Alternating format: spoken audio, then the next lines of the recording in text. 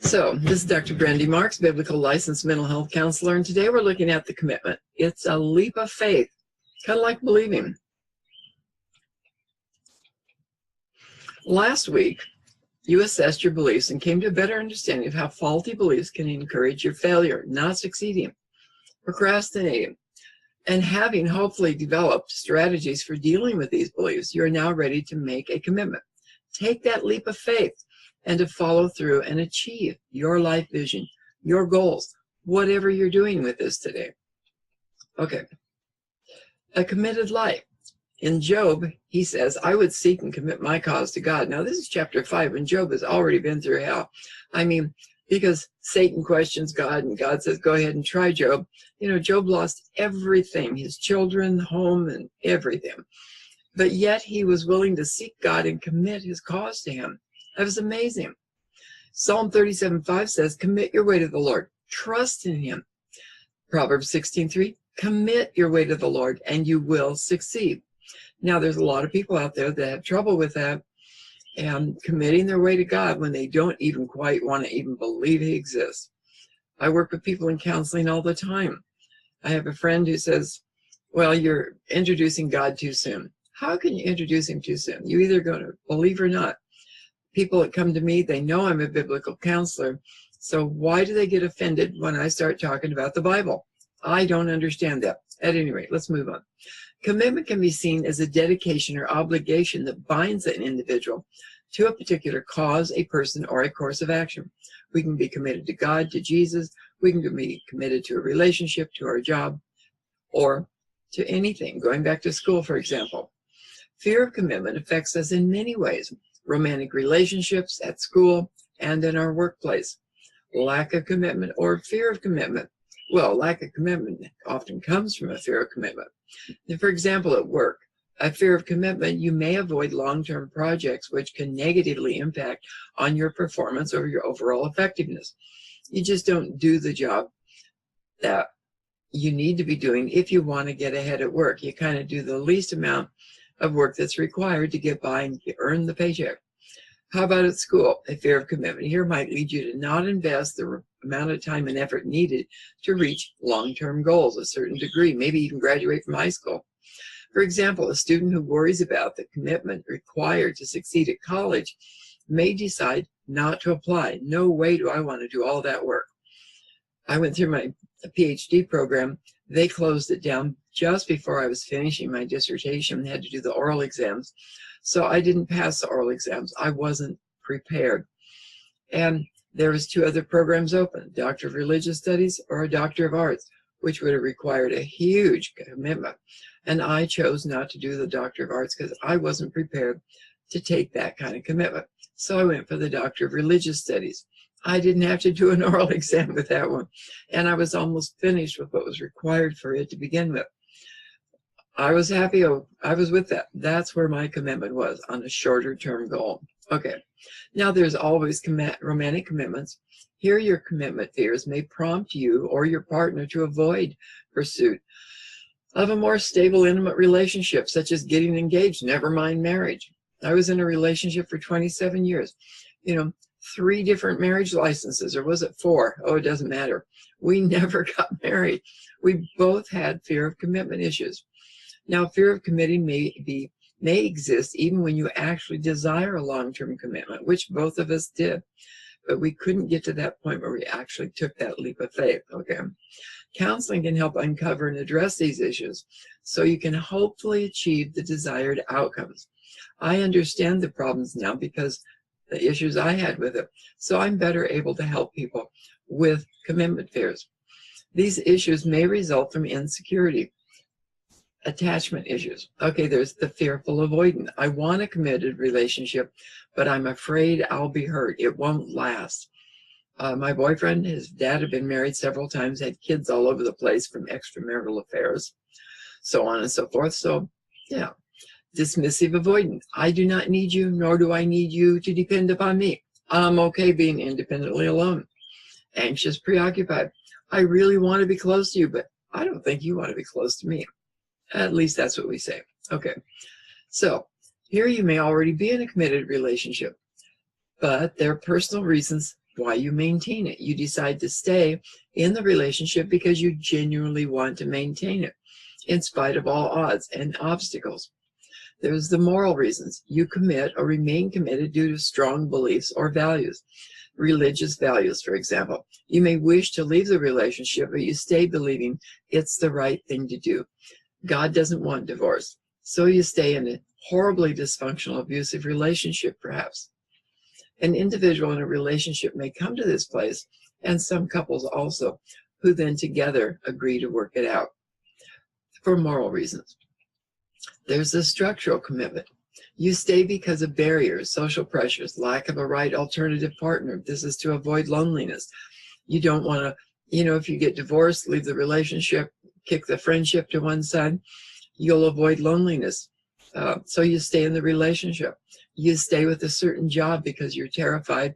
I'm 50 years old. I'm 40 years old. There's no jobs out there for me. So I'm going to stay in this relationship, this job-oriented relationship, simply because. Maybe you stay because of the time and effort you've invested in it. You may believe I've come this far. Why give up now? Counseling might help address these issues that arise in a committed relationship when the commitment changes. For example, you may be staying in a relationship for personal reasons, but you become a Christian, for example, and you stay then for moral reasons.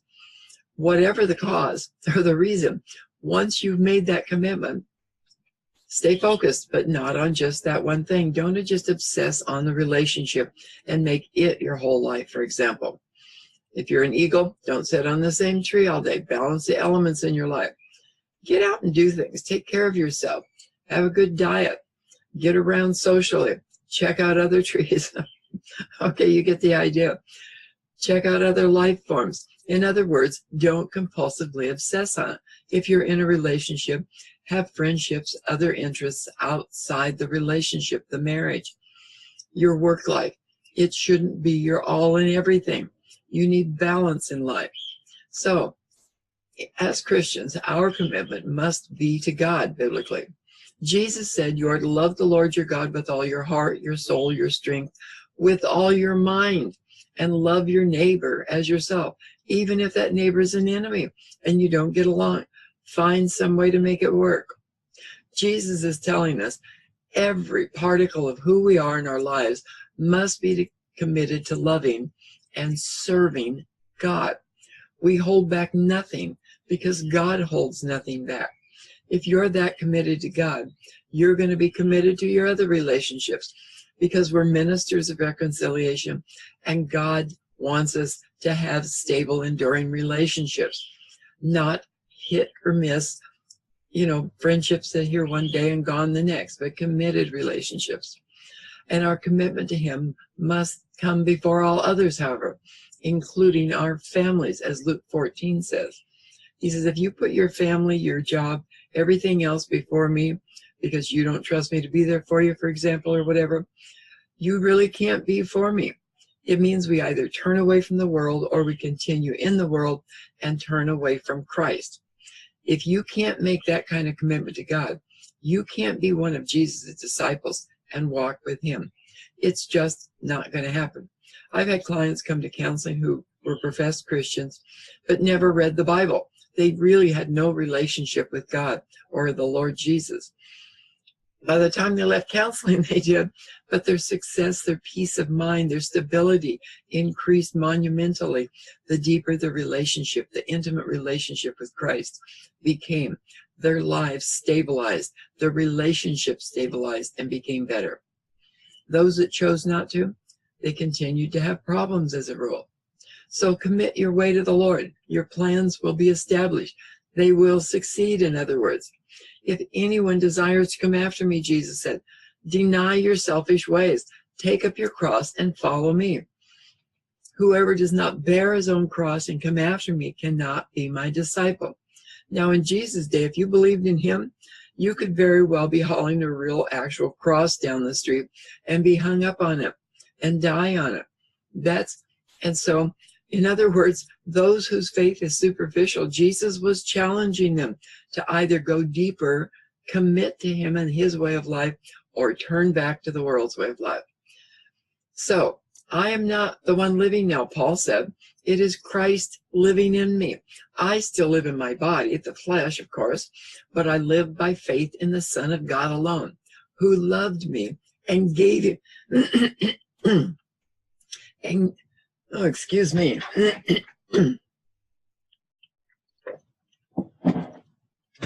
Who loved me and gave himself to save me from myself by giving his life for me.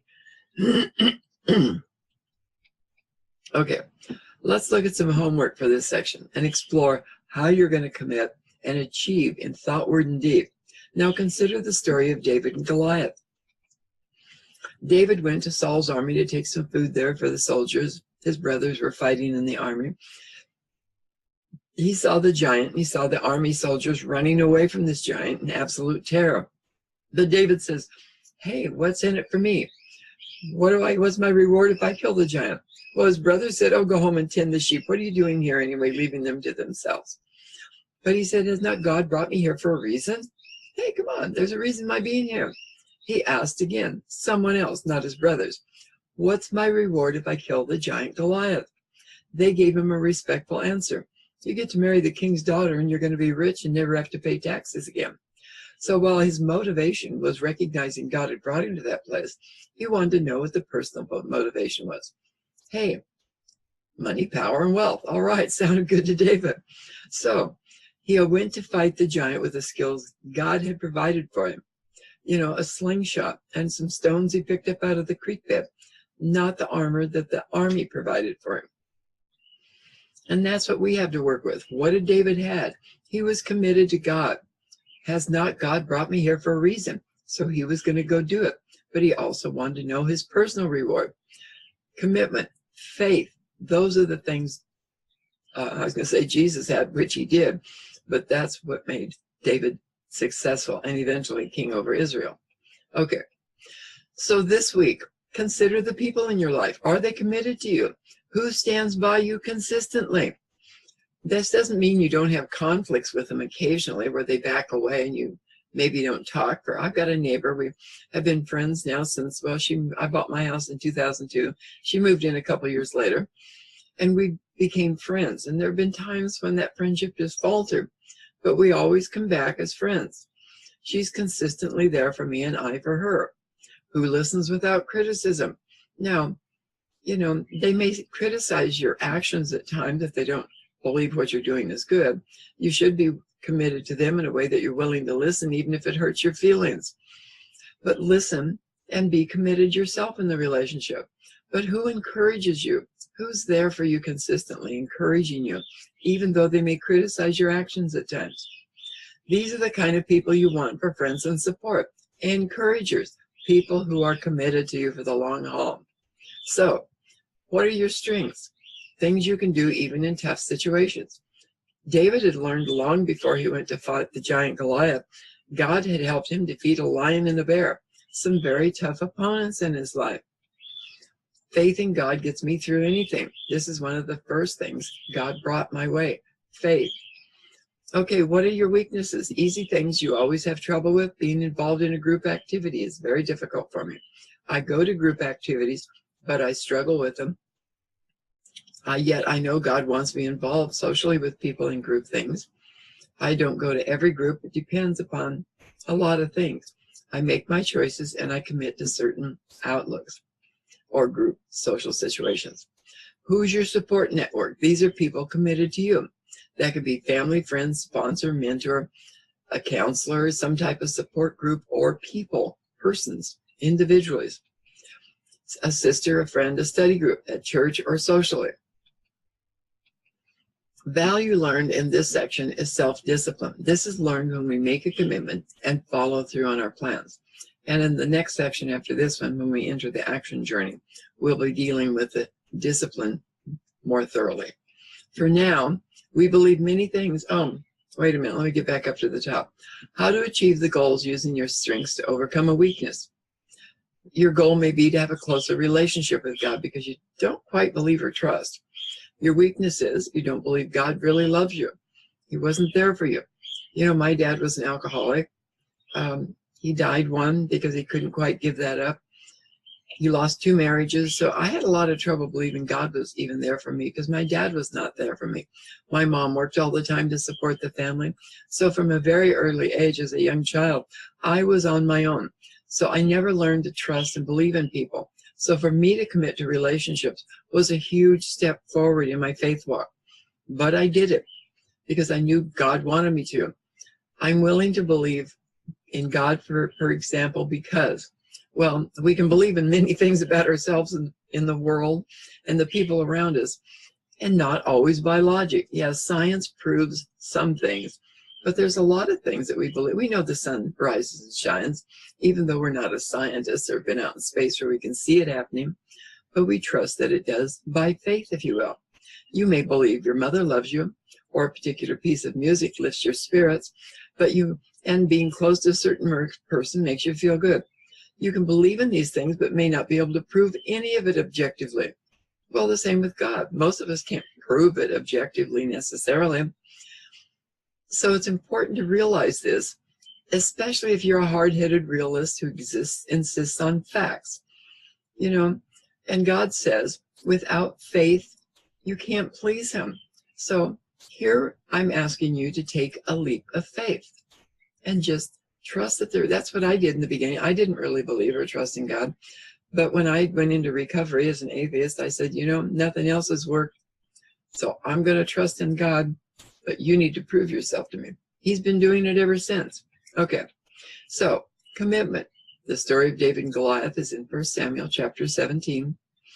Who stands by you consistently? Who listens without criticism? Who encourages you? So we just went over this already, so this is part of the things I'm asking you to answer. Your support network and God the Father. Are you willing to believe in God by faith alone? I challenge you to take that step of faith, even if you don't quite buy it. Read some of the scriptures in the New Testament especially, and learn to trust by faith. By reading the book of Luke, I came to an understanding of who Jesus Christ was. And I thought the love he offered was fabulous. I was willing to take that leap of faith and deepen my relationship with God because of that. Okay. This is an exercise for balance. I like the physical exercises that go along with some of this. I think they're hugely helpful. Grounding to this earth and reality for better balance. This is basic standing pose. You can even practice this at the home or the office. It can help you cool down on a warm day, according to health.net.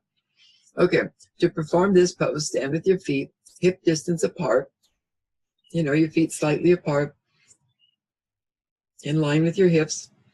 Distribute your weight evenly between your toes and heels, not leaning forward or back too much on your heels, but try to be stable. Slightly bend your knees and push your tail down, kind of like you're sitting on air. The air underneath you. Okay. Extend your arms towards the ceiling with your fingers interlaced. Lift your chest and inhale as you do, and hold that, with your arms raised to the sky. Imagine your feet rooted firmly, solidly to the ground.